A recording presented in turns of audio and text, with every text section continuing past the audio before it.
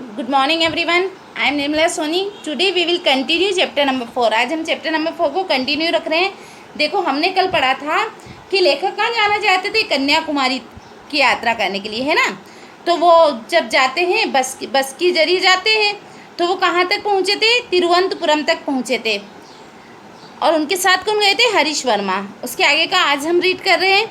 2 दिन की रेल यात्रा के पश्चात 15 जनवरी की सुबह को हमने तिरुवनंतपुरम पहुंचकर कुछ देर विश्राम किया। मतलब तिरुवनंतपुरम पहुंचे और कुछ देर के लिए उन्होंने आराम किया तथा भोजन करके मध्याह्न में 2 बजे के करीब हम केरल रोड परिवहन निगम की एक एक्सप्रेस बस में बैठकर कन्याकुमारी की ओर चल दिए। मतलब एक एक्सप्रेस बस में बैठे थे वो और कन्याकुमारी की तरफ चले गए थे। तिरुवनंतपुरम कन्याकुमारी मार्ग बड़ा ही मोहक है। मोहक है मतलब बहुत अच्छा है। सड़क के दोनों ओर फलों से लदे नारियल कुंज, धान और करीम्पू के हरे भरे खेत, मरंतुवाल मले का पथरीला पर्वत और शीतल समुद्री समीर के सुखद झोंकों का अभिवादन स्वीकार करते हुए हम अपराह्न 4:30 बजे विवेकानंद शिला मंडप के सामने जाकर रुके। मतलब देखो, जब वो तिरुवनंतपुरम से कन्याकुमारी तक जा रहे थे तो उन्होंने रास्ते में क्या क्या देखा। उन्होंने नारियल के बगीचे देखे, धान मतलब अनाज के हरे भरे खेत देखे, गन्ने के खेत देखे और मरंतु वालमले का पर्वत देखा और ठंडी ठंडी हवा का उन्होंने आनंद लिया। समीर मतलब हवा, है ना। और अपराह्न मतलब कम से कम दिन में 4:30 बजे वो विवेकानंद शिला मंडप के सामने जा रुके। विवेकानंद शिला मंडप, यह मंडप अंतरीप कन्याकुमारी के पूर्व में करीब 2 किलोमीटर की दूरी पर बंगाल की खाड़ी के अंदर एक बहुत ही बड़ी द्वीपाकार चट्टान पर बना हुआ है। मतलब द्वीप के आकार की एक चट्टान है और वो चट्टान कहाँ पे, बंगाल की खाड़ी के अंदर। ऐसा कहा जाता है कि यह शिला पहल समुद्र तट से लगी हुई थी। पहले तो क्या, ये समुद्र तट से चिपकी हुई थी, है ना। उसके समुद्र तट के लगी हुई थी, मतलब उसके बिल्कुल अंदर थी या उससे चिपकी हुई थी, जिस पर एक देवी का एक मंदिर भी था। यहाँ अब भी एक जगह पाद मुद्रा अंकित है। पाद मुद्रा मतलब पैरों के निशान अंकित है, जिसे लोग देवी की पाद चिन्ह मानते हैं। इसलिए कुछ लोग इस शिला को श्रीपाद शिला भी कहते हैं। सन 1892 ईस्वी में स्वामी विवेकानंद देवरम्य हिमालय का दर्शन कर तथा देश के अन्य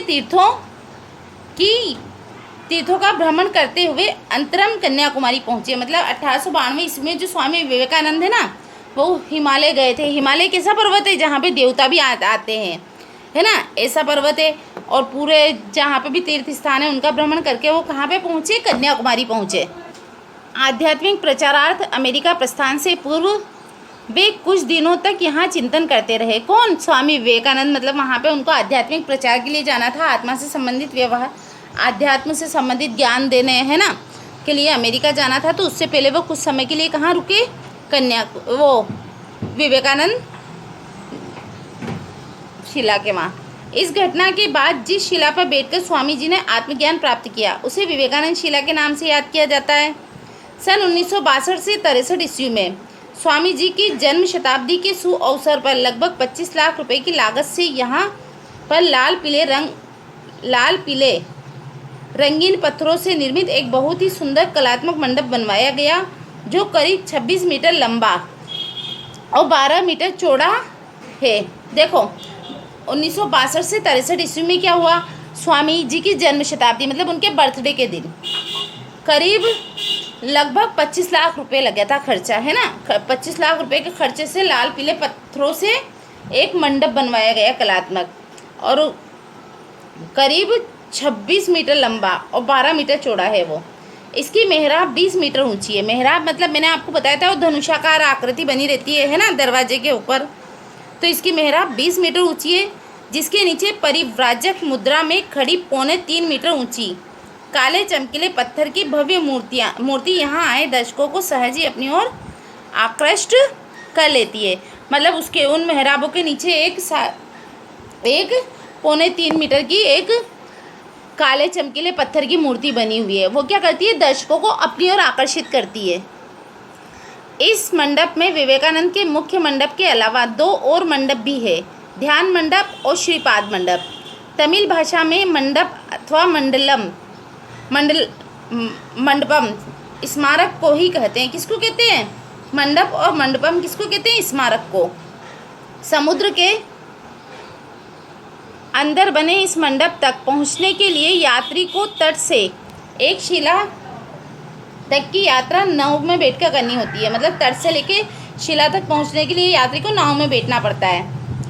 यहाँ की नावें बड़ी बड़ी और मुड़े हुए सिरों वाली होती है। मतलब नावें बड़ी साइज़ की होती है और उनका सिरा मुड़ा हुआ होता है, जो डीजल से चलती है। एक नाव में एक साथ लगभग 100 व्यक्ति बैठ सकते हैं। 100 व्यक्ति एक बार में बैठ सकते हैं इसमें। समुद्री लहरों से बार बार टकराती और हिचकोले खाती नाव यात्रा करते समय भय मिश्रित आनंद का संचार होने लगता है। मतलब हमें डर भी लगता है और मज़ा भी आता है ऐसी यात्रा में। ओके, तो आपको ये विवेकानंद शिला वाला टॉपिक बहुत अच्छे से पढ़ना है। That's all for today. Now you have to read it. Thank you and have a nice day.